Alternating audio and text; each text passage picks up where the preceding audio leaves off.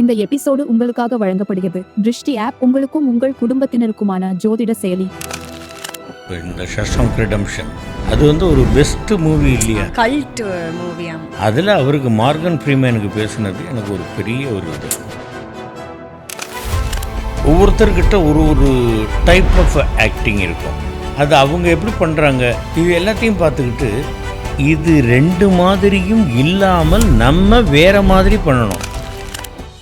ஆன்மீகம்ங்கிறது என்ன அப்படின்னாக்க உங்களை கெடுக்கணும் அப்படின்னு நான் நினைக்காம இருக்கிறதே உண்மையான ஆன்மீகம்.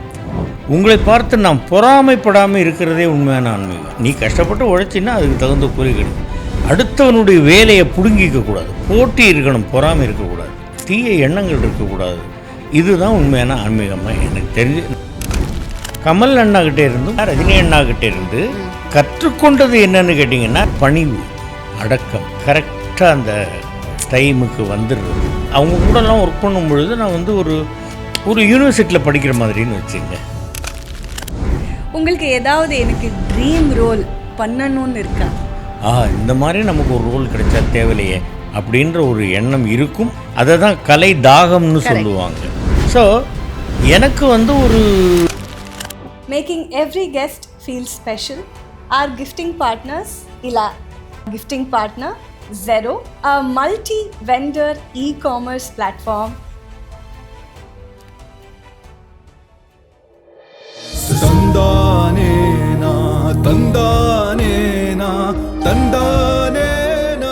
வணக்கம் சார். வணக்கம்மா. இந்த ஸ்வான் ஸ்டுடியோஸ் யூடியூப் சேனலுடைய நேயர்கள் எல்லாருக்கும் என்னுடைய பணிவான வணக்கங்கள். எல்லாரும் எல்லா வளமும் நலமும் பெற்று வாழணும்னு எல்லாம் வல்ல இறைவனை வேண்டிக்கிறேன். இன்றைக்கி நீங்கள் நம்ம கூட இந்த ஸ்வான் ஸ்டுடியோஸ் கூட இருக்கிறது எங்களுக்கு ரொம்ப மிகப்பெரிய வாய்ப்பு. அப்புறம் இது நீங்கள் இருக்கிறதுனால இன்னும் அழகாக மாறிடும். Thank you for coming here sir. ரொம்ப நன்றிம்மா. சார், முதல்ல உங்களுக்கு கங்க்ராச்சுலேஷன்ஸ், நேஷ்னல் அவார்டு வந்திருக்கிறதுனால ரொம்ப நன்றிம்மா. இது வந்து ரசிகர்கள் என் மீது வைத்திருக்கக்கூடிய அன்பு அந்த காலத்திலேருந்து, அதாவது எனக்கு நான் இண்டஸ்ட்ரிக்கு வந்து 40 வருஷம் ஆச்சு. 40 வருஷமாக அவங்க குடும்பத்தில் ஒருத்தராக என்னை பார்க்குறாங்க. ஸோ பல பேர் வந்து எத்தனையோ வருஷமாக என்கிட்ட கேட்டிருக்காங்க, ஏன் உனக்கு இன்னும் அவார்டு வரல, நேஷ்னல் அவார்டு வரல அப்படின்னு. அப்போல்லாம் நான் விளையாட்டாக சொல்லியிருக்கேன், அவார்டு வந்து அடுத்த படம் வரல என்ன பண்ணுறது அப்படின்னு. இந்த மாதிரி அவர்கள் எல்லோருடைய ப்ரேயர்னாலையும் அவர்கள் என்மேல் வச்சுருக்கக்கூடிய அந்த அளவு கடந்த அன்புனாலையும் தான் எனக்கு இந்த அவார்டு கிடச்சிருக்கு அப்படின்னு நான் நினைக்கிறேன். அதுக்கு நான் ரசிகர் பெருமக்களுக்கு என்னுடைய மனமார்ந்த நன்றிகளை தெரிவித்துக் கொள்கிறேன். எனக்கு இந்த மாதிரி வேஷங்களை கண்டினியூஸாக கொடுத்துக்கிட்டு இருக்கக்கூடிய இயக்குநர்களுக்கும் தயாரிப்பாளர்களுக்கும் என்னுடைய மனமார்ந்த நன்றிகளை தெரிவிச்சுக்கிறேன். சார், உங்களுக்கு வேர்ல்டு மூவிஸ், உலகம் மூவிஸில் எந்த மூவி பிடிக்கும்? அப்புறம் எந்த ஆக்டர்ஸ் இல்லைனா எந்த மாதிரி டைரக்டர்ஸ் பிடிக்கும் உங்களுக்கு? நிறைய படங்கள் நான் பார்த்துருக்கேம்மா. நான் டப்பிங்கும் பேசியிருக்கேன். அதுக்கு இந்த ஷஷாங்க் ரிடெம்ப்ஷன் அது வந்து ஒரு பெஸ்ட்டு மூவி இல்லையா, உலகத்தில் இருக்கக்கூடிய மூவிஸில் அது ஒரு.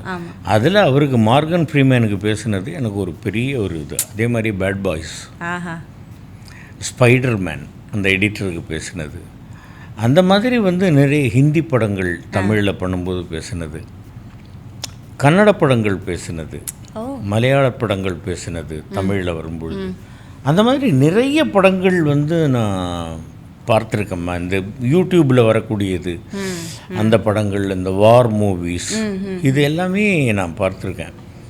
மலையாளத்தில் சொல்லணும் அப்படின்னாக்கா வந்து நிறைய படங்கள்மா, கொஞ்சம் நெஞ்ச படங்கள் கிடையாது. பனித்தீராத்த வீடு, செம்மீன், அதுக்கப்புறமா வந்து நோக்கத்தாத்த தூரத்து கண்ணு, இந்த மாதிரி படங்கள் நிறைய படங்கள் பார்த்துருக்கேன். அதே மாதிரி நீங்கள் வந்து தெலுங்கில் எடுத்துக்கிட்டிங்கனாக்கா சங்கராபரணம், அப்புறம் வந்து ஒரு சலங்கை ஒலி தெலுங்கில் வந்தது இல்லையா, அது, அந்த மாதிரி நிறைய படங்கள், கே விஸ்வநாத் சாருடைய படங்கள் எல்லாமே பார்த்துருக்கேன். கன்னடத்தில் எடுத்துக்கிட்டிங்கன்னாக்க சோமனதுடி.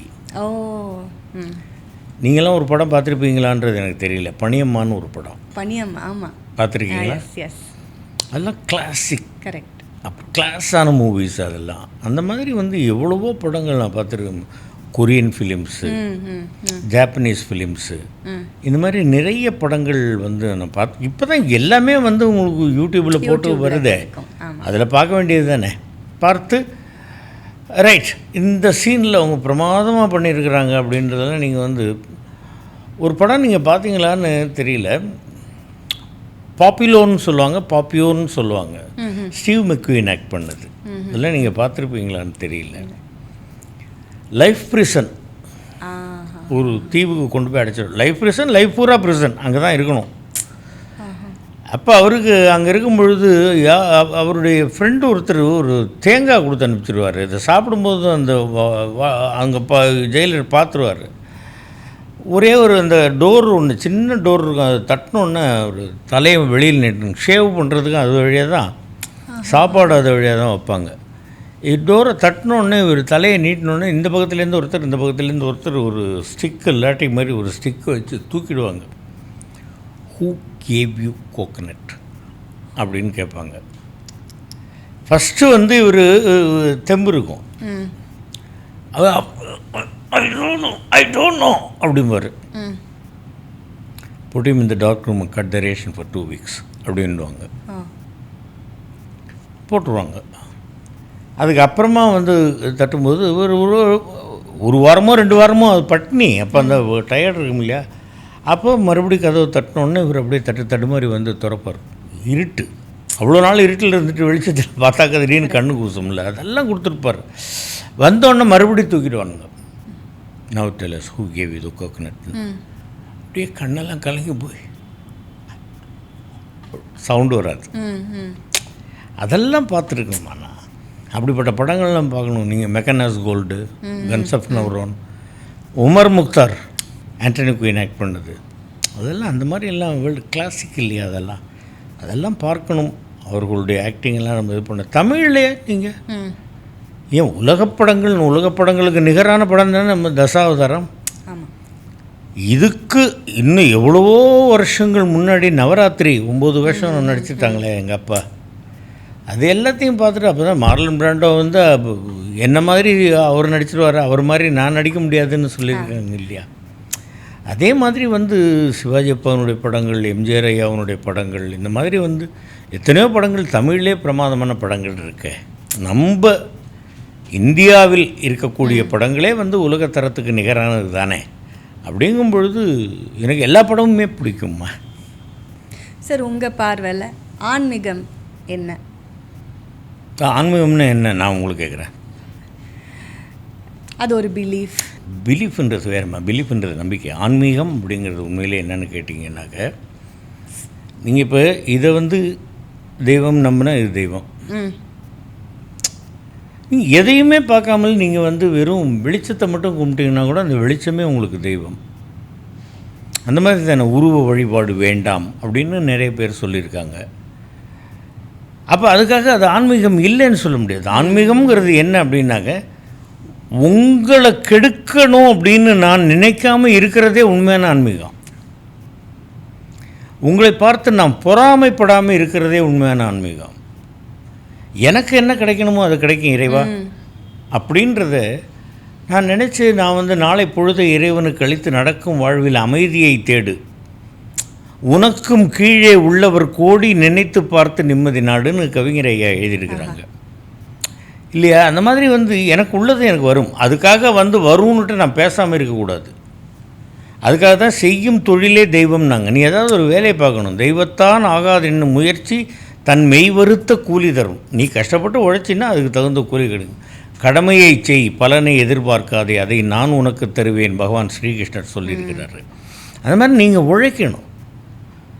அடுத்தவனுடைய வேலையை பிடுங்கிக்கக்கூடாது, போட்டி இருக்கணும், பொறாமை இருக்கக்கூடாது, தீய எண்ணங்கள் இருக்கக்கூடாது. அதைத்தான் வள்ளுவர் சொல்லியிருக்கிறார், அழுக்கார அவா வெகுளி இன்னாச்சொல் 4 இழுக்காய் என்றது அறம். ந குரோதோ ந சமாச்சரியம் ந லோபோ ந சுபாமதிஹி பவந்தி கிருத புண்ணியானாம் பக்தானாம் புருஷோத்தமின்னு சொல்லியிருக்கிறாங்க சான்ஸ்கிரிட்டில். இது புரியுமான்றது எனக்கு தெரியல, ஆனால் நான் சொல்ல வேண்டியது நான் சொல்கிறேம்மா. யாரையும் கெடுக்காமல், யாருடைய ஒரு பொருளையும் அபகரிக்காமல் நாம் வந்து நம்முடைய வேலை பார்த்து கொண்டு முடிந்தால் மற்றவர்களுக்கும், நபிகள் நாயகம் சொன்ன மாதிரி வந்து நீ சம்பாதிப்பதில் 1/3 பங்கை தானமாக கொடு அப்படின்னு சொல்லியிருக்கிறாங்க. அந்த மாதிரி நீங்கள் முடிந்தால் கொடுங்க, இல்லைன்னா கெடுக்காதீங்க. அப்படின்றது தான். இதுதாம்மா என்னை பொறுத்த வரைக்கும் உண்மையான ஆன்மீகம். வேறு என்ன ஆன்மீகம்னா பெரிய உட்காந்து வந்து நீ தியானம் பண்ணு, வருஷக்கணக்கில் தானம் பண்ணு, இந்த மாதிரி தாடியை பெருசாக வளர்த்துட்டேன்னு நான் சொல்லலை.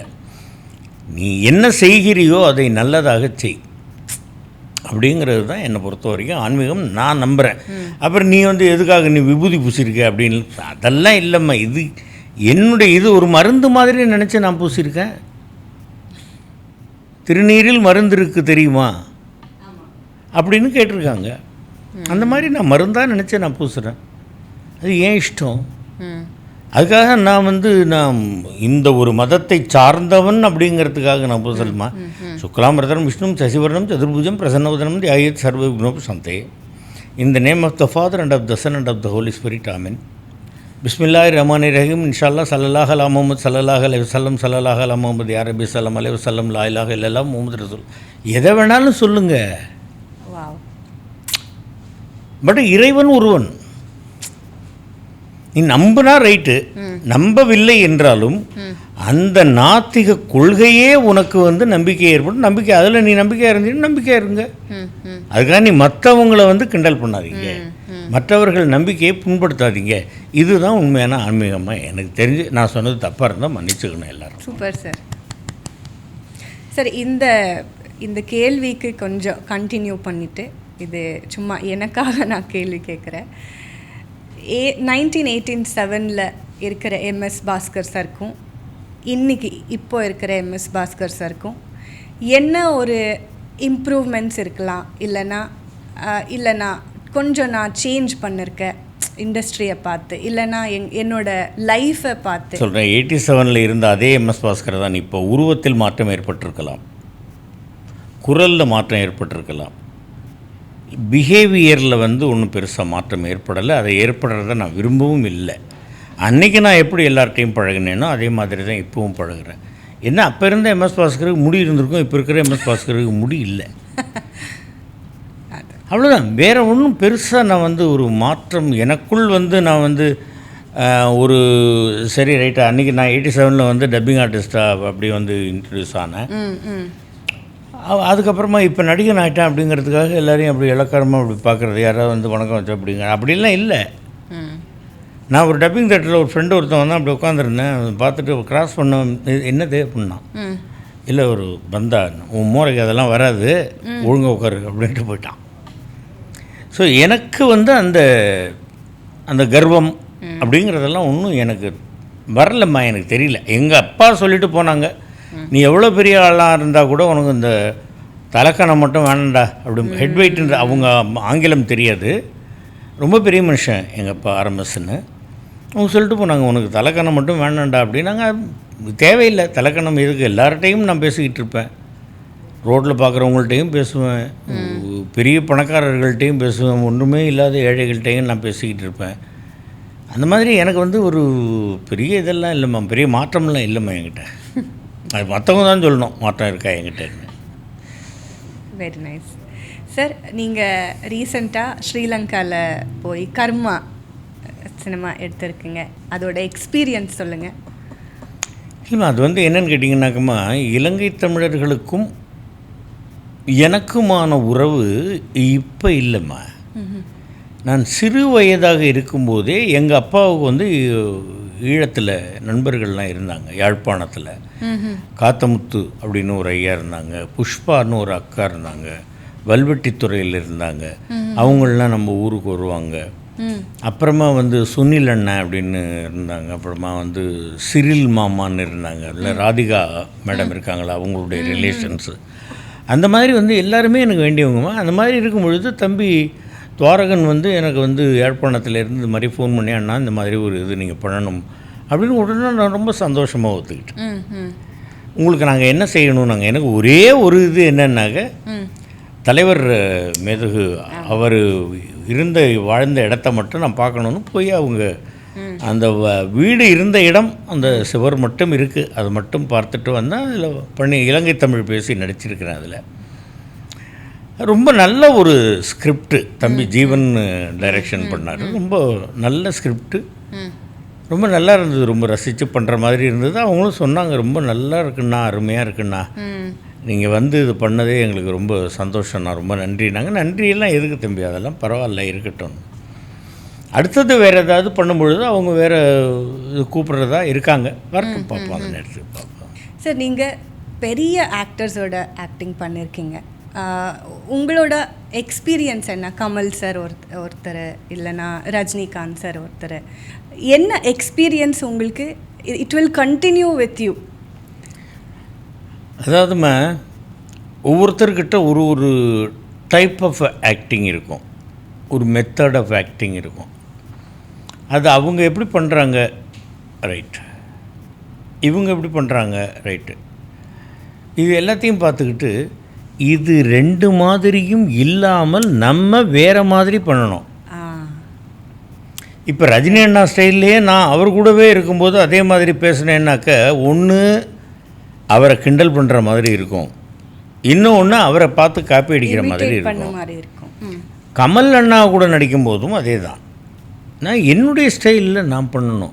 அந்த கேரக்டருக்கு என்ன ஸ்டைல் தேவை, என்ன மாடுலேஷன் தேவை, என்ன பாடி லாங்குவேஜ் தேவை, எப்படி ஆக்ஷன் தேவை, எந்த அளவுக்கு வந்து அதை பண்ணணும், ஓவர் ஆக்ஷனாக இருந்துடக்கூடாது, இது எல்லாத்தையும் மைண்டில் வச்சுக்கிட்டு நான் என் ஸ்டைலில் பண்ணணும். அப்போ தான் உத்தம வில்லன் பார்த்தீங்கல்ல, அந்த தேட்டர் சீனு அண்ணா மாதிரியே நான் பண்ணியிருந்தேன்னாக்கா அது சரியாக வருமா? வராது. என்னப்பா அவர் மாதிரியே போய் நடித்து வச்சுருக்குறா அதில் அப்படிம்பாங்க. அப்படி கிடையாது. நான் வந்து அந்த சீனுக்கு என்ன தேவையோ அதே நான் என் ஸ்டைலில் பண்ணணும், அப்படித்தானே ஒழிய.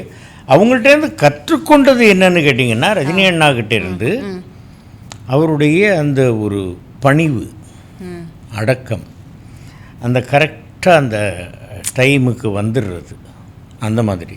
கமல் அண்ணாக்கிட்டே இருந்தும் அதே மாதிரி தான். அவர் வந்து அந்த என்ன அந்த சீனுக்கு என்ன தேவை, எப்படி பண்ணணும், என்ன ஏதுன்றதை திங்க் பண்ணிக்கிட்டே இருப்பார். அதே நேரத்தில் மற்றவர்கள்ட்ட பேசிக்கிட்டும் இருப்பார். ஆமாம், தசாவதாரம் படத்துக்கெல்லாம் 4:30 மணிக்கு வந்துடுவார் விடியகிறதால. அப்போ வந்து அந்த ஃப்ளெக்சர் மேக்கப் போடுறது, புஷ்ஷு மேக்கப் போடுறது, இந்த மேக்கப் போடுறதுக்கு அவ்வளோ நேரம் பொறுமையாக இருப்பார். அந்த மாதிரியெல்லாம் வந்து அவர்களை பார்த்து அவங்களுடைய அந்த டெடிகேஷன் என்னன்றதை பார்த்து அது எல்லாத்தையும் கற்றுக்கிறது தான் வந்து நம்ம அவங்கக்கிட்ட வந்து அவங்க கூடலாம் ஒர்க் பண்ணும் பொழுது நான் வந்து ஒரு என்ன சொல்கிறது, ஒரு யூனிவர்சிட்டியில் படிக்கிற மாதிரின்னு வச்சுங்க, அப்படி தான் வச்சுக்கணும். உங்களுக்கு ஏதாவது எனக்கு ட்ரீம் ரோல் பண்ணியிருக்கீங்களா, இல்லை நான் பண்ணணும்னு இருக்கா? இல்லைம்மா, அதாவது ட்ரீம் ரோல் அப்படிங்கிறது நம்ம எந்த ரோல் பண்ணாலும் வேறு ஏதாவது ஒரு படத்தில் ஒருத்தர் பண்ணியிருந்தாருன்னு வச்சுங்க, நல்லா பண்ணியிருந்தாருன்னா இந்த மாதிரி நமக்கு ஒரு ரோல் கிடைச்சா தேவையில்லையே அப்படின்ற ஒரு எண்ணம் இருக்கணும். அதை தான் கலை தாகம்னு சொல்லுவாங்க, தர்ஸ்டி. ஸோ எனக்கு வந்து ஒரு மக்களுக்காக போராடி உயிர் விடக்கூடிய ஒரு புரட்சிக்காரனாக நடிக்கணும் அப்படின்னு ஒரு ஆசை இருக்குது. அது எப்போ நிறைவேறுதோ நிறைவேறணும். இண்டஸ்ட்ரியில் நிறைய கான்ட்ரவர்சிஸ் ஆகிட்டு இருக்கு. ரவி மோகன் சார் பற்றியா இருக்கலாம், இல்லைனா நம்ம ப்ரொடியூசர் சார் ராஜன் சார் தற்கொலை பண்ணியிருக்காங்க. ஸோ இதை பற்றி உங்களோட ஃபீலிங்ஸ் என்ன? இல்லைனா இந்த யூடியூப்பில் பார்க்குறேன், சில பேர் வந்து இந்த விஷயத்தை வந்து ஒரு கிண்டலாக கேலியாக பேசுகிறாங்க.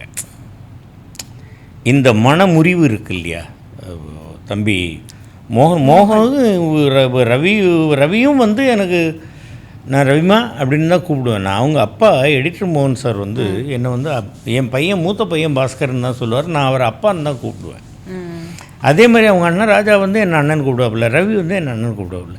ரவிக்கு வந்து இங்கே கேகே நகரில் வந்து பரதநாட்டிய அரங்கேற்றம் ஆகும்போது அதுக்கெல்லாம் நான் போயிருக்கேன். அப்போ 10 வயசு இருக்கும் ரவிக்கு. அதுக்கப்புறமா வந்து சினிமாவில் வந்து ஒரு பெரிய இதாக வந்தப்போ நான் 4-5 படங்கள் நான் ரவி கூட நடிச்சிருக்கிறேன். ரொம்ப இன்றைக்கும் அதே அண்ணன்ற மரியாதை தான். ஒரே ஒரு பாடல் வரி தான் சொல்லணும். சுட்டும் விரலால் எதிரியை காட்டி குற்றம் கூறுகையில் மற்றும் 3 விரல்கள் உந்தன் மார்பினை காட்டுதடான்னு.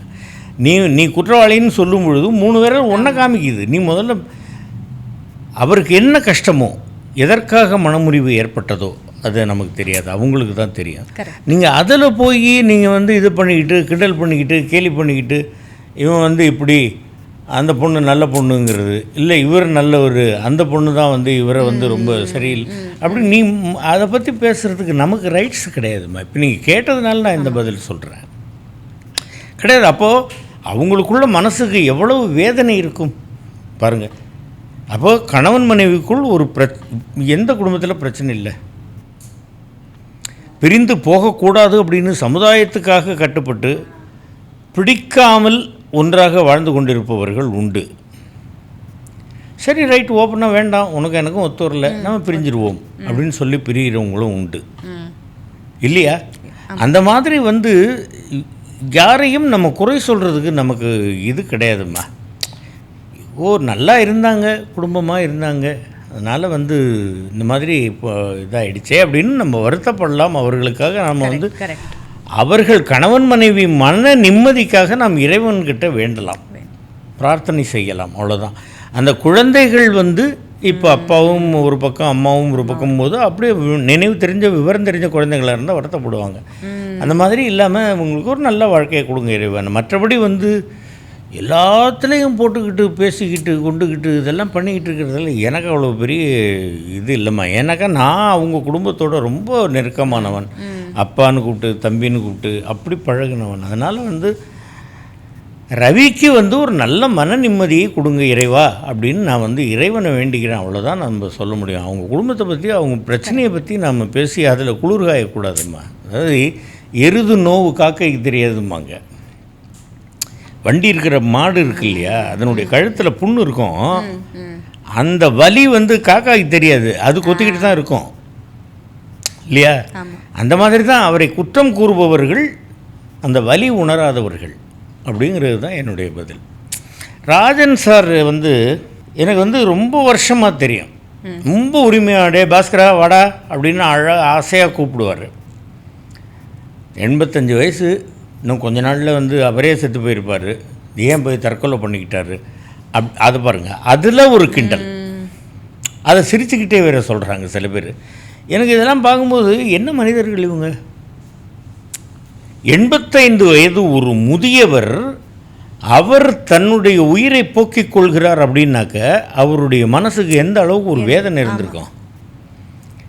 மீதி எத்தனை 1 வருஷமோ 2 வருஷமோ 5 வருஷமோ 10 வருஷமோ இல்லை 100 வயசு வரைக்கும் இருக்குமோ இல்லை 110 வயசுக்கு இருக்கிறோமோன்றதெல்லாம் வந்து அது பிரச்சனை கிடையாது. நிம்மதியாக இருக்கோமான்றது தான் பிரச்சனை. அந்த நிம்மதியை இழக்கும் பட்சத்தில் தான் தன் உயிரை தான் போக்கிக் கொள்வதற்கு ஒரு முடிவெடுக்கிறார்கள். அப்போ அந்த மாதிரி தானே அவர் முடிவெடுத்திருக்கிறாரு ராஜன் இல்லையா? அப்போது அவருக்கு என்ன வேதனை தெரியல, அது அவருக்கு மட்டும்தான் தெரியும். அவர் போய் தற்கொலை பண்ணிக்கிட்டு இருக்கார் அப்படின்னாக்கா ரைட், ஓகே. இல்லை அவருக்கு நெருக்கமானவர்கள் யாருக்கு அது தெரிஞ்சிருக்கும். எல்லா ஃபங்க்ஷனுக்கும் வந்துடுவார், எல்லாருக்கும் தைரியம் கொடுக்குற மாதிரி பேசுவார், எல்லா தைரியமாக பேசுவார், யாராக இருந்தாலும் மனசில் பட்டதை பட்டுன்னு அப்படியே நேரடியாக சொல்லுவார். அந்த மாதிரி உள்ளவர் ஒரு தன் உயிரை தானே போக்கிக் கொண்டிருக்கிறார் அப்படின்னா இது கிண்டலுக்கு உண்டான விஷயம் இல்லை. என்ன வேதனையோ அவருக்கு இந்த வயசில் வந்து இதுக்கு மேலே இருக்க வேண்டாம்னு முடிவு பண்ணி போக்கிக்கிட்டு இருக்கிறாருன்னு அவருடைய ஆன்மா சாந்தி அடையட்டும்னு நம்ம இறைவன்கிட்ட வேண்ட முடியும், அவ்வளவுதான். இனிமேல் இந்த மாதிரி யாரும் வந்து ஒரு முடிவுக்கு போகக்கூடாது அப்படின்றது தான் நம்ம எல்லாருடைய வேண்டுகோள். அது எல்லாரும் ஒருத்தர் இறக்கும் பொழுதும் இப்படி தான் நம்ம வந்து வேண்டிக்கிட்டு இருக்கிறோம். நடப்பது நடந்தே தீரும்.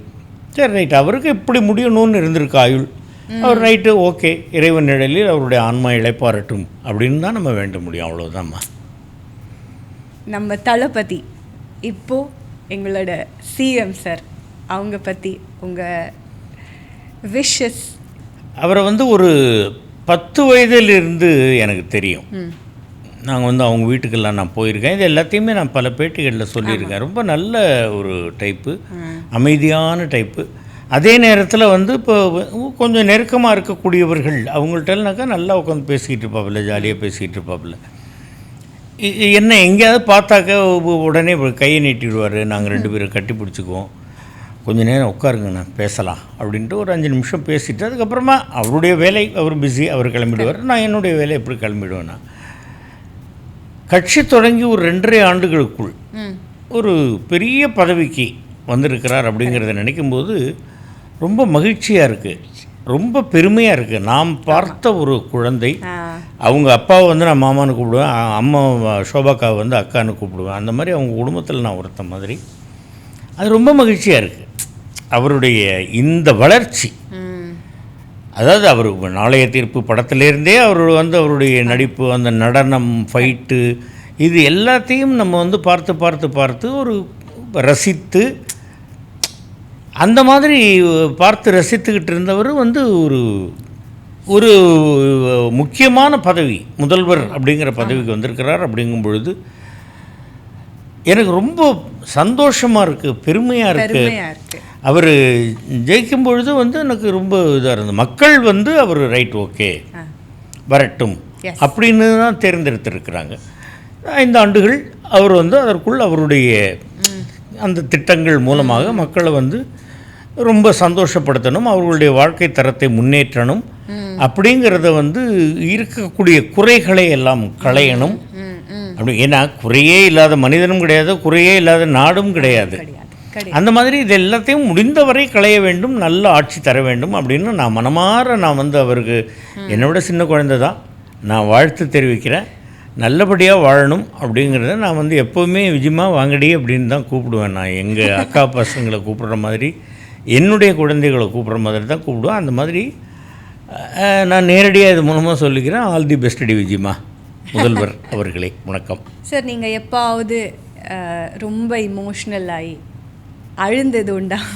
நிச்சயமாக உண்டுமா. நான் அழவே மாட்டேன், எதுக்குமே கலங்கவே மாட்டேன், அப்படியே இருப்பேன் அப்படின்றது. உணர்ச்சிகளின் குவியல் தானே மனிதர்கள். அந்த மாதிரி எல்லாம் இருக்குமா. எங்கள் வீட்டில் வந்து நாங்கள் ஆரம்பத்தில் வந்து இது பண்ணும்பொழுது எவ்வளவோ பெட்ஸு வளர்த்துருக்கோம். அந்த பெட்ஸுக்கு ஏதாவது ஆகிப்போச்சுனாக்கா அழுதுருக்கோம். அந்த நேரத்தில் வீடு எல்லாருமே அழுதுருக்குறோம். ரொம்ப நெருங்கிய நண்பர்கள், ரொம்ப வேண்டியவர்கள், உறவினர்கள், அந்த மாதிரி எல்லாம் யாருக்காவது ஏதாவது ஆச்சுனாக்கா நம்ம கலங்கி போய் அப்படியே அழுதுருக்கோம்.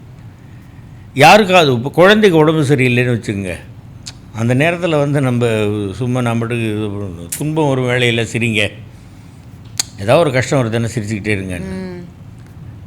அதாவது இப்போ பாட்டு இருக்குல்ல, துன்பம் ஒரு வேலையில் சிரிங்க என்று சொல்லி வச்சார் வள்ளுவர். சரிங்க, பாம்பு வந்து கடிக்கையில் பாழ் உடல் துடிக்கையில் யார் முகத்தில் பொங்கி வரும் சிரிப்பு அப்படின்னா, வருத்தப்படுற நேரத்தில் வருத்தப்பட்டு தான் ஆகணும், அழுகிற நேரத்தில் அழுது தான் ஆகணும், சிரிக்க வேண்டிய நேரத்தில் சிரித்து தான் ஆகணும். எல்லாத்தையும் நீங்கள் உள்ளே அடக்கிக்கிட்டு இருந்தீங்கன்னா பிபி ஏறி போகும், ஹார்ட் அட்டாக் வந்துடும். வேண்டாம், அதாவது அப்பப்போ நம்ம எக்ஸ்ப்ரெஸ் பண்ணிடணும். அப்போ தான் நம்ம வந்து மைண்டை வந்து ஃப்ரீயாக வச்சுக்க முடியும். நேரடியாக ஒருத்தர் பிடிக்கல அப்படின்னாக்கா நமக்கு அவர்கிட்ட நேரடியாக சொல்கிறத விட பேசாமல் அவர்கிட்ட நம்ம அவர் அங்கே இருக்கிறாரு நம்ம ஒதுங்கி போயிடுறது பெட்டர் இல்லையா? ரொம்ப நெருக்கமானவங்களாக இருந்தாங்க, அப்படி பண்ணாதப்பா, தப்புப்பா, அப்படி செய்யாதப்பா அப்படின்னு உரிமையாக சொல்லலாம். ஒருத்தரை பிடிக்கலன்னா நேராக போய் உன்னை பிடிக்கல எனக்குன்னு சொல்லலாமா? தப்பு. அதுவும் 4 பேருக்கு எதிர்க்க சொல்லவே கூடாது. அப்போ பாட்டுக்கு ஒதுங்கி போயிடணும். அந்த மாதிரி தான் நான் அந்த மாதிரி நிறைய அழுதுருக்கேம்மா, அழாமல்லாம் கிடையாது. அதனால தான் வந்து இப்போவும் வந்து ஏதாவது ஒரு சீன்னாக்கா எதையாவது ஒன்று டக்குன்னு அப்படியே கண்ணீர் விடுறதுக்கெல்லாம் வந்து அது ரொம்ப உதவியாக இருக்குது. அவ்வளோதான். சரி, இது வந்து கொஞ்சம் டஃப்பான கொஸ்டின் கேளுங்க. டஃப்பான கொஸ்டினாக இருந்தால் என்ன, அதை பற்றி எனக்கு ஒன்றும் பிரச்சனை கிடையாது. நீங்கள் எவ்வளோ டஃப்பாக கேட்டாலும் நான் பதில் சொல்கிறது எனக்கு என்ன தோணுதோ அதை தான் சொல்ல போகிறேன். நீங்கள் கேளுங்க. ஏன் நீங்கள் இண்டஸ்ட்ரிக்கு வந்தேன்னு கேட்குறீங்களா? இல்லை இல்லை இல்லை, அது ரொம்ப ஈஸி தான் இல்லை. இப்போது சமுதாயத்தில் நாங்கள் பேப்பர் திறந்தால குழந்தைக்கு எதிரான குற்றங்கள், இல்லைன்னா பெண்களுக்கு எதிரான குற்றங்கள், வன்முறைகள். ஸோ இதை பற்றி உங்களுக்கு என்ன தோணுது, என்ன சொல்லணும்னு தோணுது? இல்லைன்னா இது ஒன்றும் டஃப்பான கேள்வி கிடையாதுமா. இது அவசியமாக கேட்கப்பட வேண்டிய ஒரு கேள்வி தான். இதை பற்றி வந்து நான் வந்து பல படங்கள்லேயே நான் வந்து எனக்கு காட்சி அது மாதிரி சீன்ஸ் வந்திருக்கு, நான் பேசியிருக்கேன். துப்பாக்கி முனை அப்படிங்கிற படத்தில் அந்த கிளைமேக்ஸில் பேசியிருப்பேன். அதே மாதிரி வந்து பல படங்கள் இப்போ 8 தோட்டாக்களில் வந்து என்னுடைய மனைவியை பற்றி பேசியிருப்பேன். சம்பளம் வரல சரியா அப்படிங்கிறத பற்றிலாம் பேசியிருப்பேன். அந்த மாதிரி பேப்பரை திறந்தாக்க வந்து இது வன்முறைகள், இது குழந்தைகளுக்கு எதிரான இந்த பாலியல் குற்றங்கள், பெண்களுக்கு எதிரான அந்த பாலியல் குற்றங்கள், இது எல்லாத்தையுமே வந்து நான் எதிர்த்து குரல் கொடுத்துருக்கேன், பேசியிருக்கேம்மா. இது என்ன அப்படின்னு கேட்டிங்கன்னாக்கம்மா, அவனவனுக்குள் இருக்கக்கூடிய ஒரு வக்ரம், மனிதர்களுக்குள்ளேயே வந்து என்னென்னு கேட்டிங்கன்னாக்கா வந்து ஒரு பாதியில் மிருகம் இருக்குது, பாதியில் தெய்வம் இருக்குது. ஸோ இதில் எது ஜாஸ்தியாக ஒர்க் பண்ணுது அப்படின்றத பொறுத்து தான் வந்து இந்த இதெல்லாம் வருது. இப்போ இந்த நிறைய சீரியல் கில்லர்ஸ் எல்லாம் வந்து இது பண்ணியிருக்கிறாங்களே, அந்த சீரியல் கில்லர்ஸ் ஏன் பண்ணுறான்? அப்போ அவனுக்குள்ளே இருக்கக்கூடிய அந்த மிருகம் ஒர்க் ஆகுது. அப்போது பயம் இருக்கணும், சட்டத்தின் மீது பயம் இருக்கணும் இல்லையா? அந்த பயம் இருந்ததுனாக்க அவன் நிச்சயமாக பண்ண மாட்டான். அந்த மாதிரி தான் சின்ன குழந்தைகளை வந்து இது பண்ணுறான்னா, ஒருத்தன் பண்ணான் அப்படின்னு வந்து இதுவாச்சு இந்த குன்றத்தூர்கிட்டே அதுக்கிட்ட அவனை விடுதலை பண்ணிட்டாங்களே. ஆமாம். ஸோ சட்டம் அப்படி இருக்கக்கூடாது. அந்த மாதிரிலாம் நீங்கள் வந்து இப்போ வேறு அரபு கண்ட்ரிலலாம் நீங்கள் அந்த மாதிரி போய் பண்ண முடியுமா? பண்ண முடியாது. அப்போ இந்த மாதிரி குற்றங்கள் பண்ணுறவங்களுக்கு நான் வந்து வழக்கறிஞர் பெருமக்களை வந்து நான் இருகரம் கூப்பி அவர்கள் பாதம் தொட்டு கேட்டுக்கிறது என்னன்னாக்க, இந்த மாதிரி ஒருத்தன் குற்றம் பண்ணிட்டான்னா அவனுக்கு நீங்கள் வாதாடக்கூடாது. உண்மையாகவே அவன் மேலே குற்றம் இருக்குன்னாக்க அப்படிங்கிறது தான் நான் கேட்டிருக்கேன். நிறைய பேர்கிட்ட நான் சொல்கிறது இதுதான்மா, வக்கரம், மனித மனதில் இருக்கக்கூடிய வக்கரம். இப்போ இதில் வந்து நான் என்ன சொல்ல வர்றேன் அப்படின்னாக்க வந்து, இப்போ புதிதாக வந்திருக்கக்கூடிய மாண்புமிகு முதல்வர் விஜய் அவர்களுடைய ஆட்சி, தவேக ஆட்சிக்கும் மாண்புமிகு முதல்வர் அவர்களுக்கும் அதே மாதிரி வந்து காவல்துறைக்கும் எல்லாருக்கும் நான் வந்து கேட்டுக்கொள்வது என்னன்னாக்க, சட்டம் கடுமையாக இருக்கணும். குற்றம் செய்பவர் யார் என்று பார்க்கக்கூடாது. இவர் நம்ம கட்சிக்காரரா, எதிர்கட்சிக்காரரா, நமக்கு வேண்டியவரா, வேண்டாதவரா, அதெல்லாம் பார்க்கக்கூடாது. இதெல்லாம் கூடாதுங்கிறதுக்காகத்தான் வந்து என்ன குற்றங்கிறத கேட்டு தண்டனை கொடுக்கணுங்கிறதுக்காக தான் நீதி தேவதையினுடைய கண்கள் கட்டப்பட்டிருக்கு. யாருன்னு பார்த்து சொல்லக்கூடாதுங்கிறதுக்காகத்தான். யார் குற்றம் பண்ணியிருந்தாங்களோ அவங்களுக்கு தண்டனை இருக்கணும். அந்த தண்டனை கடுமையாக இருக்கணும், மற்றவர்களுக்கு பயம் ஏற்படுத்தக்கூடிய அளவில் இருக்கணும். அப்படி இருந்தால்தான் குற்றங்கள் குறையும். அப்படிங்கிறது தான் வந்து நான் வந்து அரசாங்கத்துக்கிட்ட நான் வைக்கக்கூடிய வேண்டுகோள். அந்த எண்ணம் தான் வரும் இந்த பேப்பர் பார்க்கும்போதெல்லாம் எனக்கு. இண்டஸ்ட்ரியில் வர யங்ஸ்டர்ஸ்க்கு உங்களோட என்ன அட்வைஸ்? முதல்ல வந்து அவங்க கதை சொல்கிறவங்க டைரக்டர்ஸ் வந்து அவர் டைரக்டரோ, அசிஸ்டன்ட் டைரக்டரோ, அசோசியேட்டோ, யாராக இருந்தால் கோ டைரக்டரோ யாராக இருந்தாலும் அவங்க கதை சொல்லும்போது நீங்கள் வந்து அப்படியே கவனிங்க. அவங்க சொல்கிற கதையை உள்வாங்குங்க. அதே நேரத்தில் இந்த கேரக்டருக்கு இப்படி பண்ணலாம் அப்படின்றத கற்பனை பண்ணுங்கள். இவங்க பேசும்பொழுது, இவங்க சொல்லும் பொழுது இவங்கள்ட்ட ஏதாவது ஒரு நல்ல மாடுலேஷன் இருக்குன்னாக்கா அதை நாம் எடுத்துக்கணும். அந்த மாதிரி எல்லாம் இது பண்ணணும். மெயினாக வந்து கதை சொல்கிறதுக்கு வரும்போது செல்லை ஆஃப் பண்ணுங்க. செட்டுக்கு வரும்போது செல்லை ஆஃப் பண்ணுங்க. முடிஞ்சால் எடுத்துகிட்டு வராதிங்க, வண்டியில் வச்சுட்டு வந்துடுங்க. இதுதான் நான் சொல்கிறது. நம்ம கஷ்டப்பட்டு நடிச்சுக்கிட்டு இருப்போம், அங்கே யாரோட செல்லாவது அடிக்கும், அவரால் அவாய்ட் பண்ண முடியாமல் இருக்கும். அவர் எடுத்து இல்லை டேக்கு இரு, நான் சொல்கிறேன், இரு பேசுகிறேன், இது நமக்கு டிஸ்டர்ப் ஆகும். யார் செல்லோ அடிச்சிருச்சே நம்மளை அறியாமல் அங்கே பார்வை அப்படி போகும் யாரோடது அப்படின்றது. அது வேண்டாம். அந்த ஒரு சின்ன ஒரு டிஸ்ட்ராக்ஷன் கூட நமக்கு வேண்டாம். நாங்களாம் வந்தப்போ செல்லெல்லாம் கிடையாது. நாங்கள் டப்பிங் பேசும்போது அதெல்லாம் இங்கே சைலண்ட்டாக இருக்கும். பெல் அடிச்சிட்டாங்கன்னாக்க தும்மலை கூட அடக்கிக்கிட்டு, இருமலை கூட அடக்கிக்கிட்டு அந்த டேக் முடிகிற வரைக்கும் நாங்கள்லாம் இருந்திருக்கிறோம். அப்படிலாம் அதுக்கு முன்னாடி இருந்தவர்கள் நடிக்கும் பொழுது எவ்வளோ கஷ்டப்பட்டுருக்காங்க, அப்படிலாம் இருந்திருக்கிறோம். இதுதான் இன்றைய இளைஞர்களுக்கு நான் வந்து என்னுடைய வயதின் காரணமாக, அனுபவத்தின் காரணமாக நான் சொல்லக்கூடிய இதுதான். என் பையன் மாதிரி நினச்சி, என் பொண்ணு மாதிரி நினச்சி வரக்கூடிய குழந்தைகளுக்கு நான் சொல்லக்கூடிய அறிவுரை இதுதான். கான்சென்ட்ரேட் பண்ணுங்கள், லேட்டாக வராதிங்க, கரெக்டாக பண்ணுங்க. உங்களால் வந்து எவ்வளவு பேசினாலும் நல்லா பேசிட்டேன் அப்படின்ற திருப்தி உங்களுக்கு ஏற்பட்டுறாமல் பார்த்துக்கங்க. இதுதான் நான் சொல்கிறது. நான் டப்பிங் பேசும்போது எவ்வளோ பேசினாலும் வந்து இன்னொரு உண்மோர் எடுத்துக்கலாம். என் ஃப்ரெண்டு ஒருத்தன் ரொம்ப டேய் நல்லா எதனா இருந்து எதுக்குடா உண்மோர்ன்ற, உனக்கு அப்படி பேசணுன்னு ஆசை இருந்தால் மைக் எடுத்துகிட்டு போய் வீட்டில் வச்சு பேசிக்கிட்டுறா போட அப்படின்னா. அந்த மாதிரி வந்து நம்ம வந்து எவ்வளோ பேசினாலும் நான் நல்லா பேசிட்டேன், நல்லா நடிச்சிட்டேன் அப்படின்ற திருப்தியே இருக்கக்கூடாது. இன்னும் நல்லா பண்ணணும் அப்படிங்கிறத அந்த மாதிரி பண்ணால் தான் நமக்கு வந்து ஒரு தொழில் சிறக்கும். இதுதான் அட்வைஸ், என்னுடைய அட்வைஸ். Super sir. நம்ம ஸ்வான் ஸ்டுடியோஸ் இந்த எபிசோட்க்கு வந்து நம்ம எல்லா கேள்விக்கும் நீங்கள் ரொம்ப அமைதியாக உட்காந்து நிறைய விஷயங்கள் சொல்லியிருக்கீங்க.